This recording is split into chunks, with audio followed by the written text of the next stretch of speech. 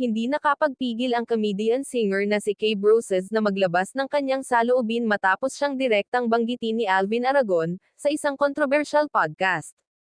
Nag-name drop kasi si Alvin ng mga celebrities tulad ni Glock 9, Kay Broses at Ian Veneracion, na aniya ay bakit ganun lang kadali sa kanila ang tanggaping bakla o member ng LGBTQ ang mga anak. Ayon kay Kay, napilitan siyang magsalita dahil sa ginawang pag-name drop ni Alvin sa kanya kasama sina Glock 9 at Ian Veneracion. Ayoko sana magsalita kaso binanggit mo pangalan ko, kuya. Binanggit mo kami. Parang kinundena mo kami dahil tanggap namin yung mga anak namin, dahil member sila ng LGBTQ. Ano namang pakialam mo? May ambag ka ba kahit noong preschool? Nagbigay ka ba ng baon? Naiintindihan naman daw ni Kay na entitled sa kanyang sariling opinyon si Alvin pero ang magbanggit ng mga pangalan at questionin ang mga desisyon nila ay hindi nakatanggap-tanggap. Huwag mong husgahan ang pagpapalaki ko sa anak ko. At least hindi kriminal, hindi nag-addict, hindi addict, or something.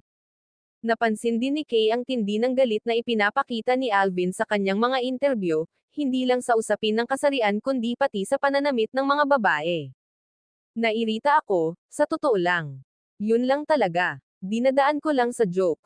Kasi yung galit mo sa buong member ng LGBTQ, hindi lang sa LGBTQ, pati yung galit mo sa mga pananamit, yung mga songs and everything.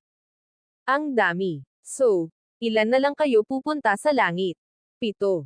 Hirit pa ng komedyante. Ipinahayag ni Kay ang kanyang paniniwala na ang Diyos ay mapagmahal sa lahat at hindi lamang nakatingin sa panlabas na anyo o kasarian ng isang tao. Pinayuhan din niya si Alvin na, kumalma, at huwag magpadala sa galit habang nagpapahayag ng opinyon. Nag-iwan din siya ng mensahe para sa stepchild ni Alvin na si Sofia Trazona upang palakasin ang loob nito sa gitna ng isyu. Sa kabilang banda, ang mga magulang na sina Kay Broses, Ian, at Glock 9 ay mas lalong umani ng paghanga dahil sa kanilang paninindigan para sa kanilang mga anak.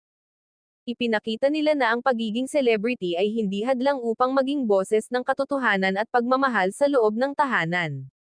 Ang kanilang relasyon sa kanilang mga anak ay nagsisilbing inspirasyon sa maraming pamilyang Pilipino na dumadaan din sa parehong sitwasyon, na nagpapatunay na ang pagtanggap ang unang hakbang tungo sa tunay na kaligayahan at kapayapaan sa loob ng pamilya.